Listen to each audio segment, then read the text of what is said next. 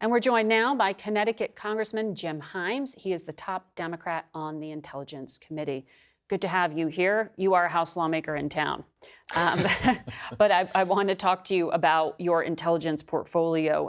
The Financial Times is reporting right now that the United States is helping Ukraine to target Russian oil installations. In other words, hitting Russia right in that pocketbook. What can you say in regard to how the Trump administration is changing its policy? Are they truly now standing up to Vladimir Putin?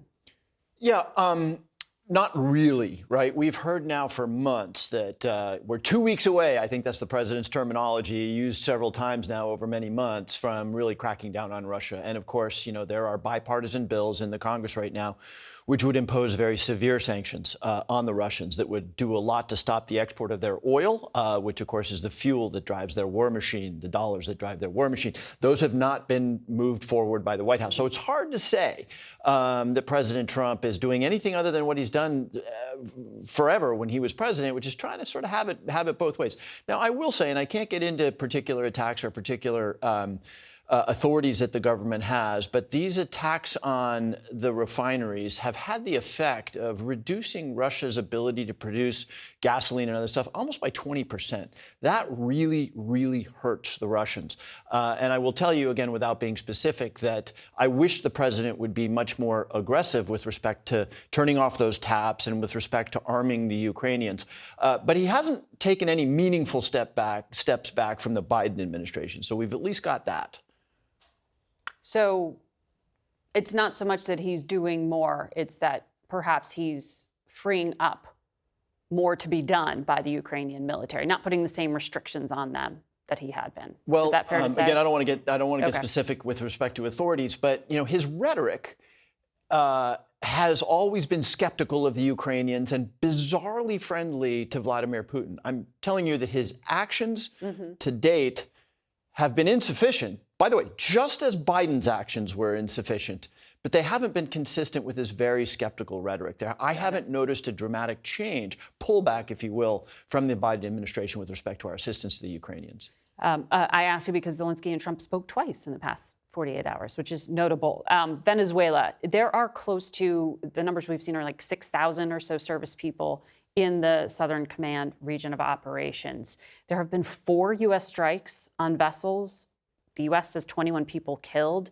You have been asking for legal justification from the administration to explain their actions, and you did it along with the head of Foreign Affairs, Armed Services, Judiciary, and Homeland Security. Can you in any way compel more information sharing so the U.S. knows what is being done? Yeah, I mean, one say. of the many troubling aspects about these lethal attacks in the Caribbean against supposedly drug-dealing boats. Now, we don't know that because unlike our counterterrorism programs, the Congress is not being told who were on these boats, how they were identified, what the intelligence was. Totally different thing. Congress is being told nothing on this, and that's okay, apparently, with the Republican majorities in the House and the Senate. It's not okay with me. I'm going to leave a little bit of a crack in the door here because, again, the White House has not shared what they believe their legal justification is. They did put out a memo. I will tell you that based on what I know now and the reading of that memo, these are illegal killings. They are illegal killings because the notion that the United States, and this is what the administration says is their justification, is involved in an armed conflict with any drug dealers, Venezuelan drug dealers, is ludicrous. It wouldn't stand up in a single court of law. They say they've designated them as terrorists. It doesn't matter. It doesn't matter. There's lots of people who have been designated terrorists. That does not automatically give the authority to take lethal action. So their legal justifications are laughable. And again, unless they want to share more than what they've shared with me, these are illegal killings. And what amazes me about that is that the president, of course, thanks to this very compliant Supreme Court, has been given absolute immunity. But what about the Secretary of Defense? What about the deputy? What about everybody else in that chain of command, right on down to the guy who's pulling a trigger that results in the deaths of people without clear legal authority? What about them? Test me on this. It wouldn't surprise me if in the next couple of years there are presidential pardons offered to that entire chain of command, because it is not at all clear. Well, it is getting increasingly clear that these are illegal killings. Setting aside the law for a second here, Margaret, I don't know this because they're not telling Congress anything, but the press has all sorts of rumors that the first attack was on a boat that had turned around and was fleeing. Mm-hmm. Even if this were a legitimate military action, which it's not because the Congress hasn't approved it, firing on a fleeing enemy would be a violation of the laws of armed conflict. My Republican friends are saying, but these are terrible people doing terrible things. Okay, I don't disagree with you on that, but are we now in the business of killing people who are doing bad things without authority? Are you saying that these were not lawful orders? Again, that the military was because what we constantly hear from our military leaders is, do not worry, our United States military is going to be reliant on the Constitution and only carry out lawful orders. Are you saying that these members of the military who were the trigger pullers did something else? I am saying that to all appearances, these are illegal killings. And you can get 1,000 different lawyers of both parties on this show to tell you that at best the legal authorities are questionable. So I am fascinated by why the chain of command is so confident that the lethal activities they're taking are legal. Yeah. They don't look that way to me.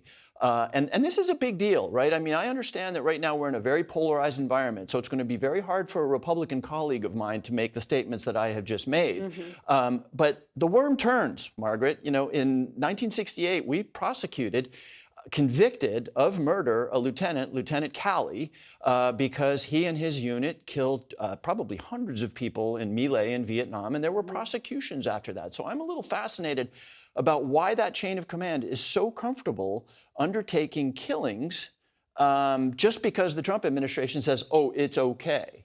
Not an administration that is known for their adherence to the law or to the Constitution.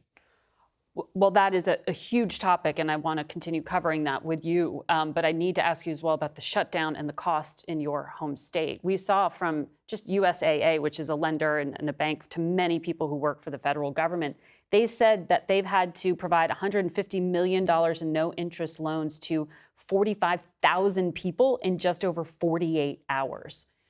That's a cash crunch for a lot of people. What's happening in Connecticut? So, I mean, I'll tell you a Connecticut story. The day after the shutdown went into effect, I went up to see the National Guard at Windsor Locks Airport. We were deploying 500 Connecticut National Guard members to the Middle East. These were 22, 23-year-olds. None of them are wealthy.